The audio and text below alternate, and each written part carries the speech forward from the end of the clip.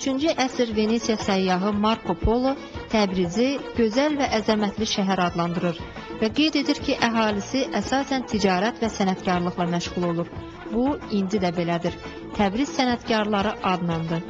Sizə məşhur Təbriz bazarından danışmaq istəyirəm. Təbriz bazarı Şərqin ən qədim və möhtəşəm bazarlarından biridir. 10-cu əsrdən yadigar qalıb və müasir günümüzə qədər biraz da təkmilləşdirilib. Bazarın uzunluğu 13 kilometr, sahəsi 50 hektar, eni 6 metrə yaxın, hündürlüyü 6 metrdir. Üstü örtülüdür. Taxtavanlar və günbəzlərlə örtülü. Ticarət küçələri sistemindən ibarət bazar kompleksinə tacir sarayları, məscidlər, karvansaraylar, mədrəsələr, hamamlar, zorxanalar və yeməkxanalar daxildir. Təbriz bazarı qarışıq bazar deyil. Sənə ədviyyat lazımdırsa, bazarın ədviyyat satılan hissəsinə gedirsən. Parça, paltar almaq istəyirsənsə, həmin dükana dönürsən. Daha bazarı dolana-dolana, axtara-axtara qalmırsan.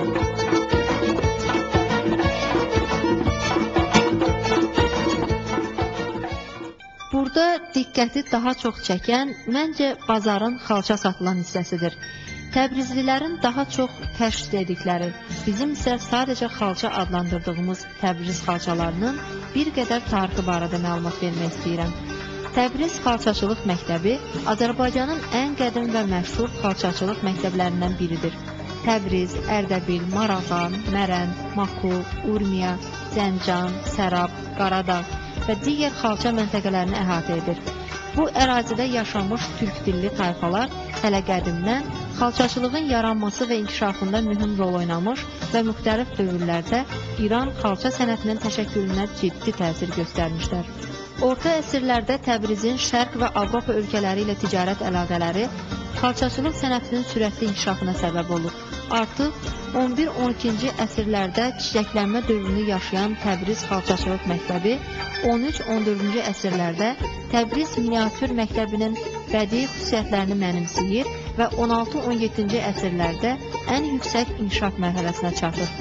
Əsas xalça kompozisiyalarına görə iki qrupa ayrılır: Təbriz və Ərdəbil xalçaları.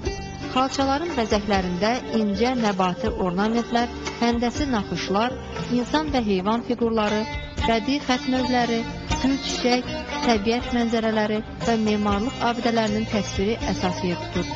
Divar xalçaları xüsusi naxışlarla bəzədilmiş çərçivələrə salınır.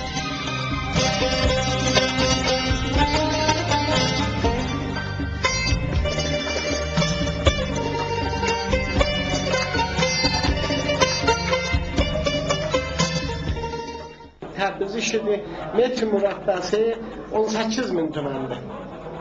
Biz burada qab deyirik, sizlər də çərçivə deyirsiniz. Çərçivə deyirsiniz.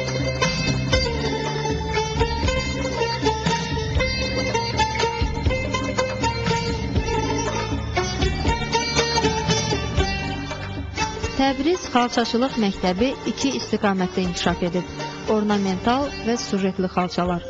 Ornamental xalçalar mürəkkəb kompozisiyalı ləçəkli nəbati naxışlar, qönçə, gül, yarpaq təsvirlərindən, sujetli xalçalar isə ovçuluq, fəsillər, əsərlərə illüstrasiyalardan ibarət olur.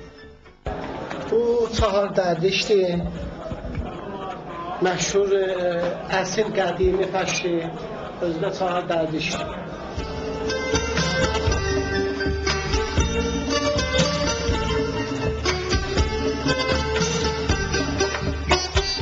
Təbriz xalçaları dəyirmi, uzunsol və kvadrat formalarında olur və ayrı-ayrı ölçülərdə toxunur. Toxunulmasında müxtəlif növlü yun, pambıq, ipək, qızıl və gümüş saplardan istifadə olunur. Qeyd edək ki, ipəkdən, qızıl və gümüş saplardan toxunulmuş xalçaların, xalça toxunuşlu pərdələrin və xovsuz xalçaların mərkəzi elə qədimdən Təbriz şəhəri olub. Təbriz xalçaları öz rənglərinin şuxluğu və ahəngdarlığına görə dünyada misilsiz şöhrət qazanıb. Xalçaların rəng tərtibatında günəş spektrinin bütün rəng çalarlarından yüksək sənətkarlıqla istifadə olunur. Baxmayaraq ki, Təbrizdə xalça sənətkarları çoxdur və hər gün onlarla xalça toxunur. Bununla belə İranda xalçalar, xüsusilə Təbriz xalçaları heç də ucuz deyil. Necə olursa olsun, onların qiymətləri heç zaman düşmür.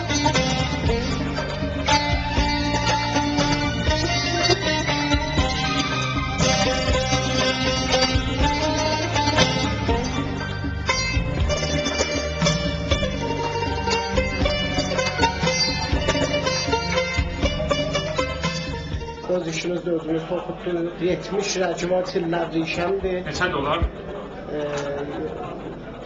650 min tümən İran parası. 600 dolar.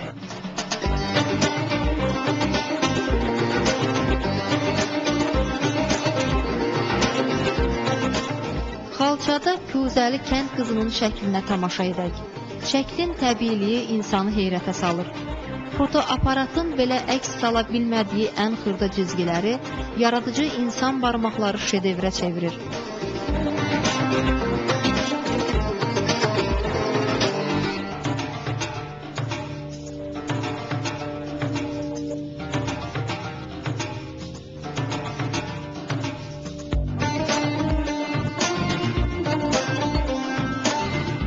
Üzündə yaşı qədər qırışları olan bu qoca, bəlkə də bu xalçanı görmüş olsaydı, elə bilərdi güzgüdə öz əksini görür.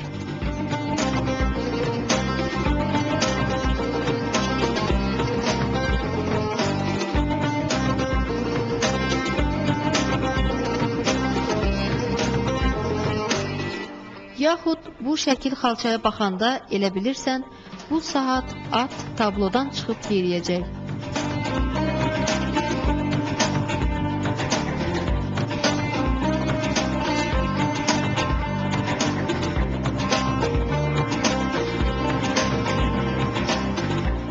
Təbrizin portret xalçaları İran xalçaları adı ilə dünyada birinci yeri tutur.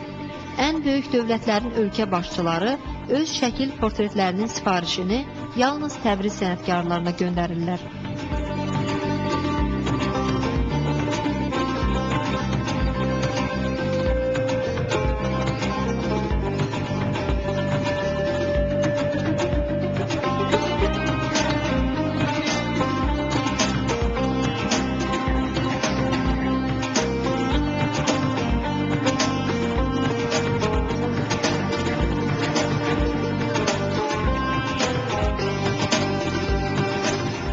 Xalçaların heç də hamısı hamar üzlü deyil, əşyanın formasından asılı olaraq girintili, çıxıntılıdır.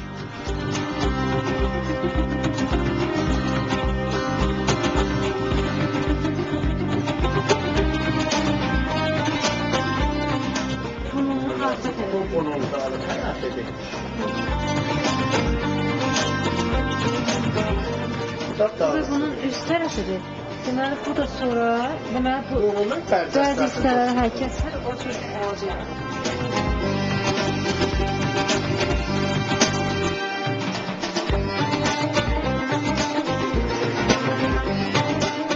Girintili, çıxıntılı bu xalçaların qiyməti də adi, hamar xalçaların qiymətindən fərqlidir. Xalça ustasının dediyinə görə bu fərq 10-30 dəfə artıq olur. 30 dəfə artıq olur. Bundan 10 min tümənə 12 gəldir, 100 min tümənə olur. O, bu sarı barmaqlarına qarcastasını çıxartır. Təkcə bu kiçik xalçanın belə vəziyyətə salınması, Təbriz ləhcəsi ilə desək, bərcəstə vurulması, yəni şəklə uyğun aralarının götürülməsi üçün 2 ay vaxt tələb olunur. Bu xalçaların heyranlığı azmış kimi, insan əlinin yaratdığı daha bir möcüzənin şahidi olduq. Xalçalı kuzə. Bunun məxsus dəzgahı olar, fənəri halət olar, dəmir. Bunu salırlar, toxuyanda bunun tarhud əvəzi məhdud keçirlər, simbaxsaz da taqqıldır. Yoxsa qutulandan sonra o fənəri açarlar, çıxardarlar, 7 əs toxuyarlar, yəni bütün elə əşadan gəlirlər üstə. Kişinin zadı yoxdur da. Bəli. Kəsinti yeri. Tək zadı. Elə aşağıdan ki, nəcür başlayırlar, kullər, toxullar gəlir üstə, burada qutarırlar.